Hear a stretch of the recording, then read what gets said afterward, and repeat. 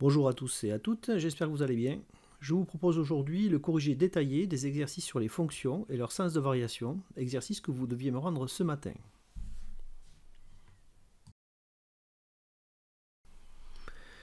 Et on commence tout de suite par l'exercice 1, donc un exercice typique que nous avons déjà réalisé plusieurs fois. Alors elle avait une fonction f définie par la relation qui est ici, f de x égale moins 5x plus 11. Il s'agissait à la première question de calculer l'image de 3 par la fonction f. Donc en gros, ça revenait à calculer f de 3. Si on compare les deux écritures qui sont ici, on voit que j'ai mis 3 à la place de x, donc ce qu'on va faire, on va remplacer x par 3. Donc ça va faire moins 5 fois 3 plus 11, ce qui fait moins 4. On passe à la deuxième question, calculer f de moins 2, on voit que c'est la même question que la précédente, mais tournée de manière différente. Donc pour calculer f de moins 2, eh bien, de la même manière, si je compare cette écriture avec celle-ci, je vois que j'ai mis moins 2 à la place de x, donc je vais mettre moins 2 à la place de x ici. Donc ça fait moins 5 fois, on est obligé de mettre entre parenthèses pour éviter d'avoir deux signes opératoires à côté. Donc moins 5 fois moins 2 plus 11, on prend la calculatrice, on tape ce calcul, ça va nous faire 21. Pour calculer f de 0, de la même manière, f de 0, on prend l'expression qui est ici, on remplace x par 0, ça fait moins 5 fois 0 plus 11, et ça fait 11. Donc l'image de 0 par la fonction f c'est 11, l'image de moins 2 par la fonction f c'est 21, et l'image de 3 par la fonction f c'est moins 4. Troisième question, un peu plus difficile. L'antécédent de 6 par la fonction f est 1. Doit-on écrire f de 1 égale 6 ou f de 6 égale 1? Alors, si je dis que l'antécédent de 6 par la fonction f c'est 1, ça veut dire que 1 est un antécédent. Et on sait que les antécédents c'est x. On voit donc dans la notation ici que x est dans la parenthèse. Donc ça veut dire que 1 est dans la parenthèse, et c'est donc cette notation-là qui est la bonne. Dernière question. Calculer l'antécédent de moins 9 par la fonction f. On sait que pour calculer un antécédent, il faut résoudre une équation. Donc calculer l'antécédent de moins 9 par la fonction f, ça revient à se poser la question quand est-ce que f de x égale moins 9. Et puisque f de x c'est ça, ça revient à se poser la question quand est-ce que moins 5x plus 11 égale moins 9. On a notre équation. Donc maintenant il va falloir la résoudre. Déjà on va se débarrasser de plus 11, on voit qu'il est additionné, donc de l'autre côté on va le soustraire. Si on le soustrait, il disparaît ici, donc ici il ne reste plus que moins 5x. De l'autre côté on a déjà moins 9, et du coup moins 11 va arriver ici. On effectue l'opération à droite, ça fait moins 5x égale moins 20. Et pour se débarrasser de moins 5, on se rappelle qu'ici on a fois, le contraire de fois c'est divisé, donc ça fait x égale moins 20 divisé par moins 5, et à la calculatrice on obtient x égale 4. L'antécédent de moins 9 par la fonction f c'est 4, autrement dit l'image de 4 c'est moins 9. Vous pouvez, si vous voulez remplacer x par 4 ici, calculer et vous tomberez normalement sur moins 9.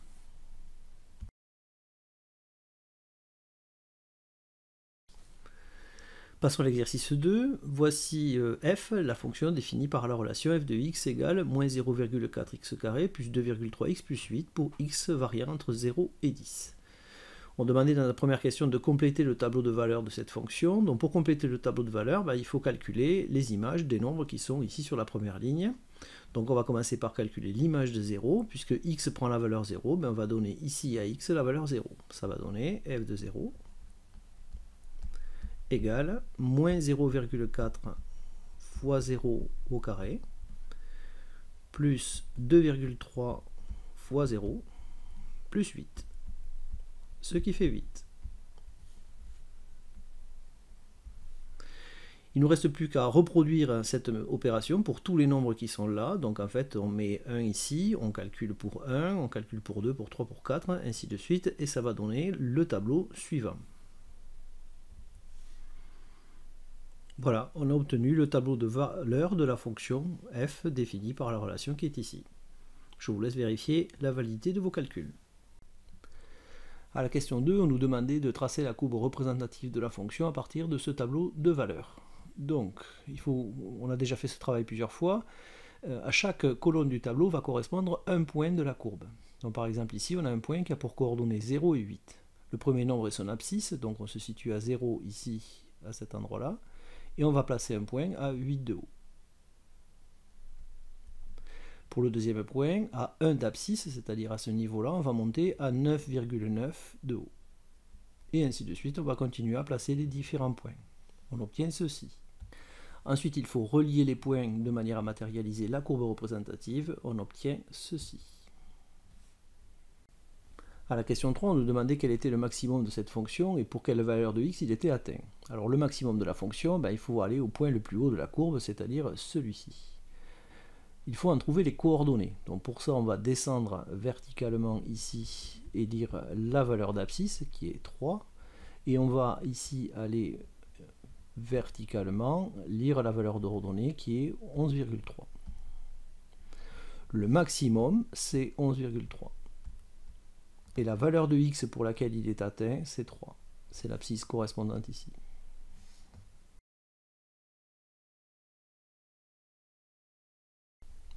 Passons à l'exercice 3. Dans cet exercice 3, on vous demandait, à partir de la courbe donnée ici en annexe 1, courbe représentative d'une fonction entre moins 8 et 8, de donner le tableau de variation.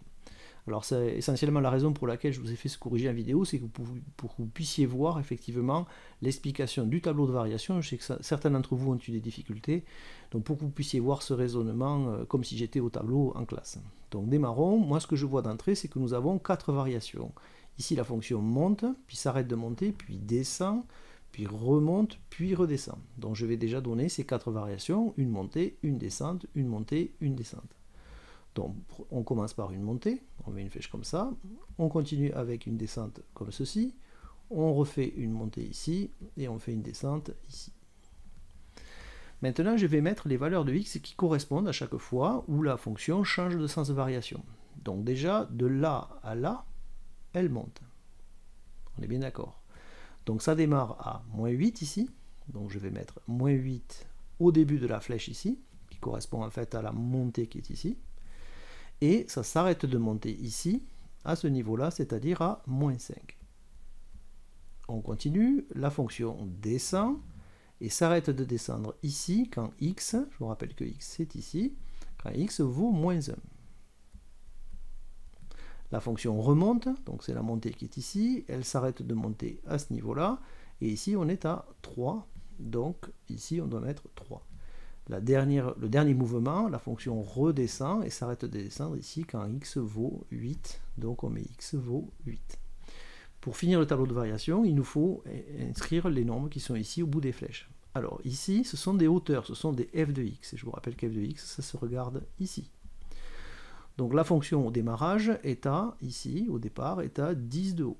Donc on va inscrire qu'au début, on est à 10 de haut. Elle monte progressivement, c'est cette montée, elle s'arrête de monter ici à 50.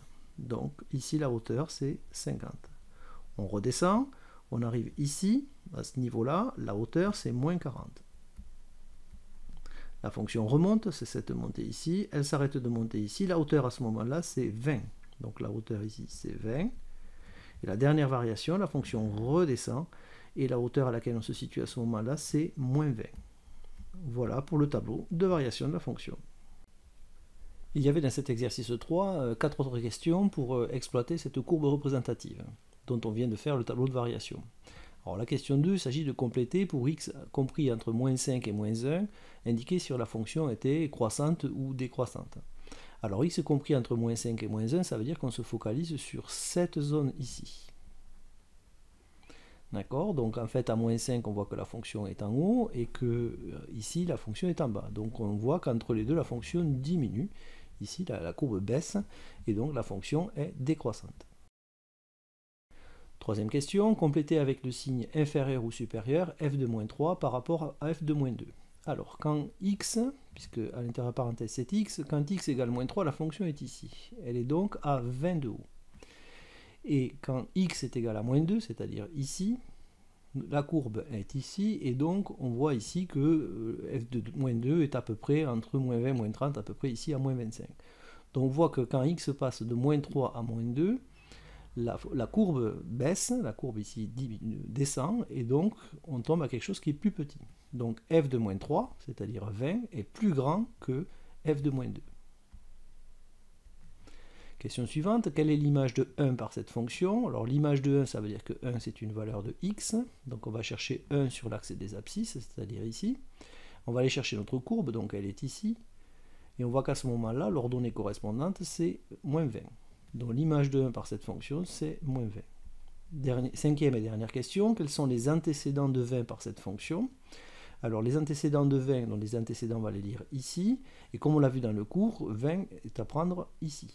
Donc en fait, on va aller chercher notre courbe, on va la trouver une première fois à ce niveau-là, donc au niveau de cette valeur ici, 3, voilà un premier antécédent.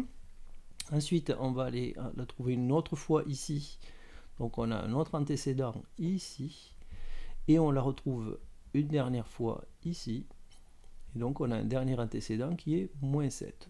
Au final, on a 3 antécédents de 20, moins 7, moins 3 et 3. Donc, moins 7, moins 3 et 3.